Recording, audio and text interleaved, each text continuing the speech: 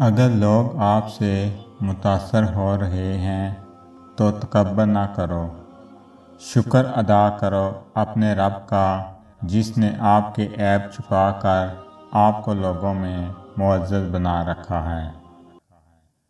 مجھے اللہ ہی کافی ہے، اس کے سوا کوئی معبود نہیں۔ میں نے اس پر بھروسہ کیا اور وہی عرش عظیم کا مالک ہے۔ کچھ لوگوں کو ہم عزت دینا چاہتے ہیں مگر وہ اپنے رویے سے ثابت کر دیتے ہیں کہ انہیں اس کی ضرورت نہیں۔ ایک امید ہے جو ہر روز مجھے جینے کا سہارا دیتی ہے کہ ایک دن اللہ میری تمام دعائیں سن لے گا۔ یا اللہ ہم سب کے گھروں میں سکون اور برکت عطا فرما، آمین۔ رمضان کے قبل گھر کے ساتھ دل کو بھی صاف کیجیے تاکہ رمضان کی برکتیں سمیٹ سکیں۔ اور کچھ لوگوں میں یہ صفت ہوتی ہے کہ وہ عیب جان کر بھی ساتھ نہیں چھوڑتے۔ دلوں کا سکون صرف اللہ کی یاد میں ہے۔ کسی شخص کا دوسرا چہرہ تلاش کرنے کی کوشش نہ کرو، تمہارے لیے یہی کافی ہے کہ اس نے تمہارا احترام کیا اور اپنا بہتر چہرہ تمہارے سامنے پیش کیا۔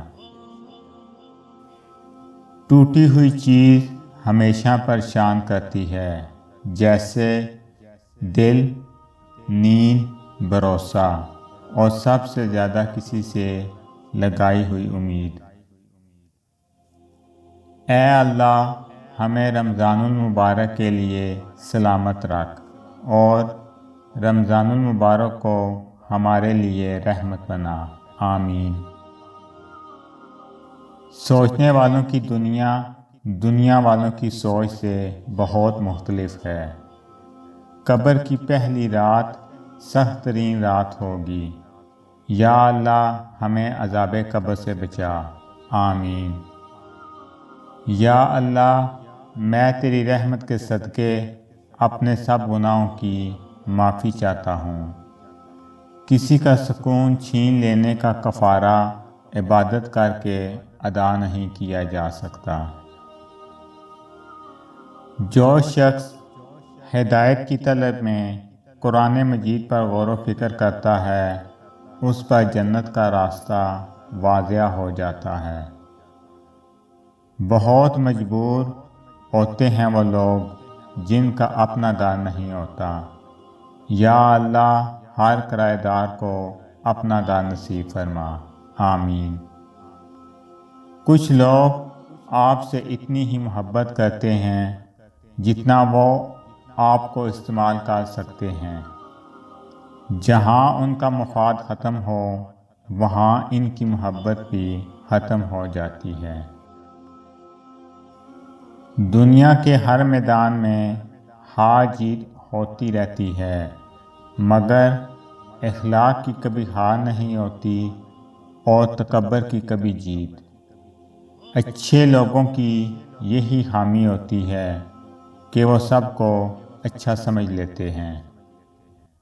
رسول اللہ صلی اللہ علیہ وآلہ وسلم نے فرمایا، ہر چیز کی زکوٰۃ ہوتی ہے اور جسم کی زکوٰۃ روزہ ہے۔ کوئی ادھوری نہ رہے دعا کسی کی، سب کے لیے ایسا مبارک رمضان ہو۔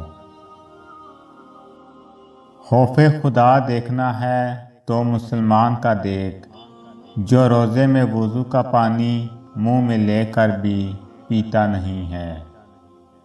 افطار کے وقت روزہ دار کی دعائیں کبھی رد نہیں ہوتیں، لہٰذا زیادہ سے زیادہ دعا کیا کریں۔